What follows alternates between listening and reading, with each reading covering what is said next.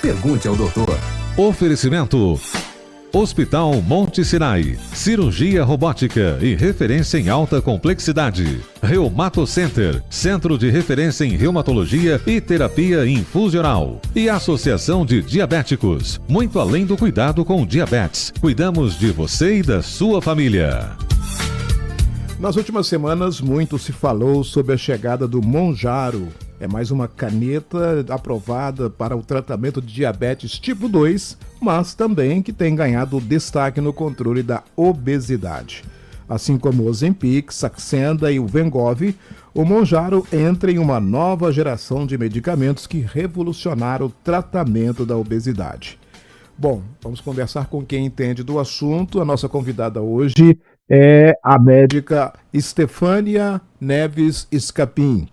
E está aqui no nosso estúdio. Muito obrigado, Estefânia, por você nos apresentar aqui para a gente. É um prazer revê-la. Prazer também. Agradeço muito pelo convite para falar sobre um assunto que tanto me fascina.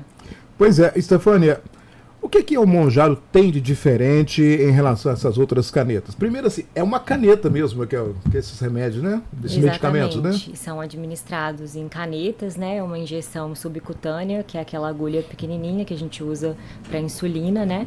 E são medicações análogas, então reproduzem hormônios que a gente já tem no nosso corpo. Os análogos de primeira geração, né, que são a liraglutida, que é o Saxenda, a semaglutida, que é o Ozempic, e o Wegovy, eles são análogos de apenas um hormônio, que é o GLP-1. Pois é, isso que eu ia te perguntar, qual que é a diferença do Mounjaro em relação a esses outros medicamentos? E aí o diferencial para o Mounjaro, cujo princípio ativo é a tirzepatida, que ele é um análogo duplo, ou seja, de dois hormônios, GLP-1 e GIP. Por conta disso, é uma medicação ainda mais potente na perda de peso. Tem uma média de 20% de perda de peso. Isso tudo, doutora? E pode atingir até 25%, ou seja, se aproxima da perda que a gente atinge com algumas técnicas de cirurgia bariátrica, como o sleeve. Pois é, a gente fica assim chamando a atenção. É um remédio para diabetes e de repente descobriu-se uma nova vocação para eles e está sendo mais usado para isso, né? Exatamente, a gente vive uma pandemia de obesidade, então essas medicações que inicialmente foram desenvolvidas para o tratamento de diabetes, e até falando no sentido de aprovação na Anvisa, é o caminho tradicional em que seguem. Primeiro a gente observa a aprovação para o tratamento do diabetes tipo 2 e na sequência para o tratamento da obesidade, diante desses resultados fantásticos que a gente tem de perda de peso. Agora, doutora Estefânia, a gente tem visto também, inclusive, alguns problemas de clandestinidade desses medicamentos. E muita gente está utilizando isso sem procurar um médico especialista.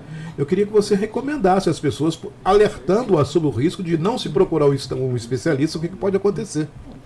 Bom, eu digo que muito mais do que riscos à saúde de efeitos adversos que podem acontecer, né, como vômitos muito intensos, uma constipação persistente, fora as contraindicações que a gente tem em bula, que o paciente também corre o risco de gastar dinheiro à toa.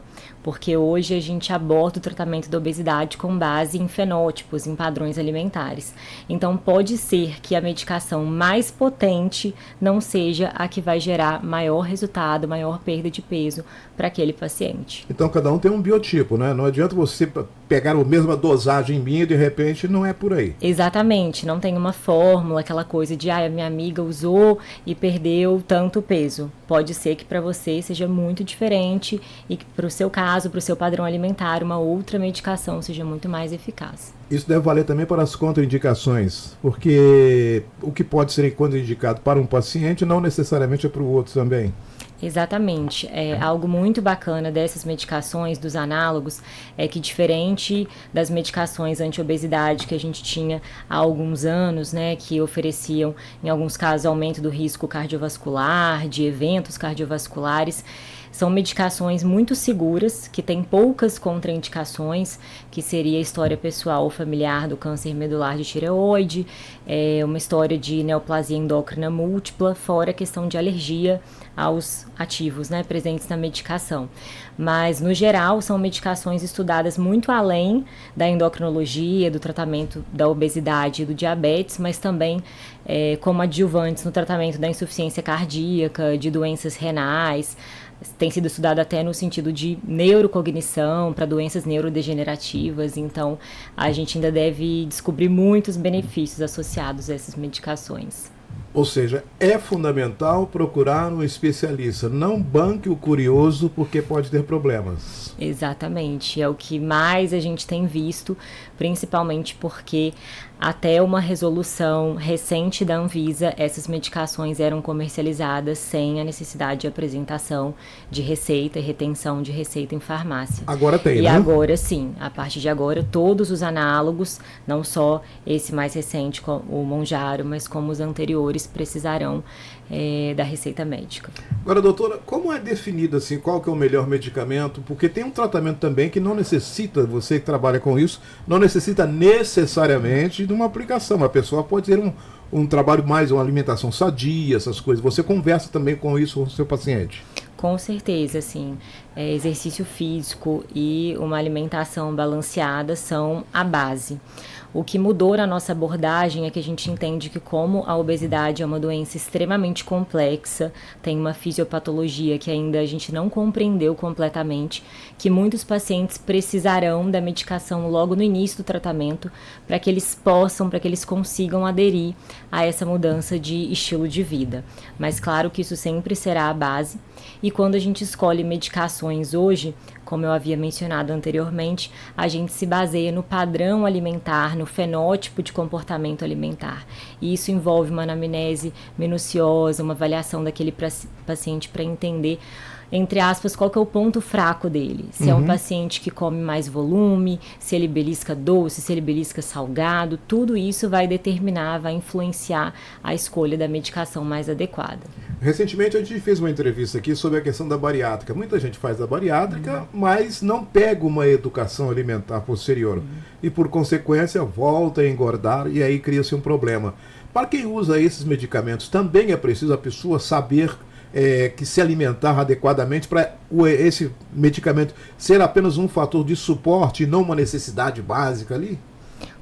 Com certeza, até porque muitos pacientes precisarão do uso da medicação a longo prazo, sim, né? Sim. Mas para a maioria deles, o nosso objetivo é que ocorra um desmame em algum momento. E o fato é que, biologicamente, a cada 1 quilo que a gente perde, nosso apetite aumenta em 100 calorias e nosso metabolismo diminui em 30. Peraí, como conseguir isso? Então você pensa, uma pessoa que perdeu 10 quilos, o apetite dela, ela sente mais fome em 1.000 calorias e o metabolismo dela diminui em 300. Então, quando a gente suspende a medicação, o paciente que perdeu muito peso, ele está lidando com um contexto de muito mais apetite e que um metabolismo que está funcionando mais devagar. Então, se durante o tratamento farmacológico ele não aprendeu, ele não se adaptou a essa questão do exercício e da alimentação balanceada, isso vai ser um problema, porque todos os mecanismos do nosso corpo lutam para que a gente volte para o nosso peso máximo da vida, para aquele peso inicial. Então, precisa acontecer essa adesão à mudança de estilo de vida. E depois de determinada idade, emagrecer fica mais difícil também, né? Com certeza, por uma série de fatores, assim, biológicos, comportamentais, né, hormonais, mas não é impossível, acompanhando de pertinho, avaliando o caso, né, considerando que a obesidade também é uma doença multifatorial, a gente precisa analisar todos os componentes envolvidos. Mas o Mounjaro é uma medicação tranquila, segura? É uma medicação segura desde que haja essa avaliação prévia, investigando se há alguma contraindicação, se ela é a mais adequada para aquele paciente e desde que ele tenha um monitoramento, né, ao longo do tratamento, avaliando exames, avaliando a clínica de como está sendo a sua resposta.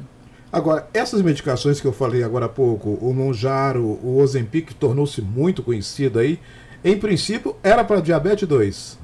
Exatamente. Essa virada de chave aconteceu como, doutora? O pessoal começou a perceber que também tinha o apetite diminuía, como foi? E de repente tornou-se essa febre global. Exatamente. Isso acontece com muitas medicações, tanto que hoje no Brasil, até para o tratamento da obesidade, a gente utiliza muitas medicações off-label, que seria medicações que em bula não tem essa indicação, às vezes antidepressivos, até anticonvulsivantes, anticonvulsivantes, que na teoria são utilizados para tratar depressão, né, epilepsia, mas que a gente observa que tem como um efeito adverso, diminuição do apetite, aumento da saciedade, e dessa forma a gente vai desbravando os conhecimentos e entendendo que às vezes medicações que originalmente foram desenvolvidas para um propósito, que elas também são interessantes em outro contexto. Só para fechar e reafirmar o que você já falou, doutora, deve-se procurar um especialista para fazer o uso desses medicamentos.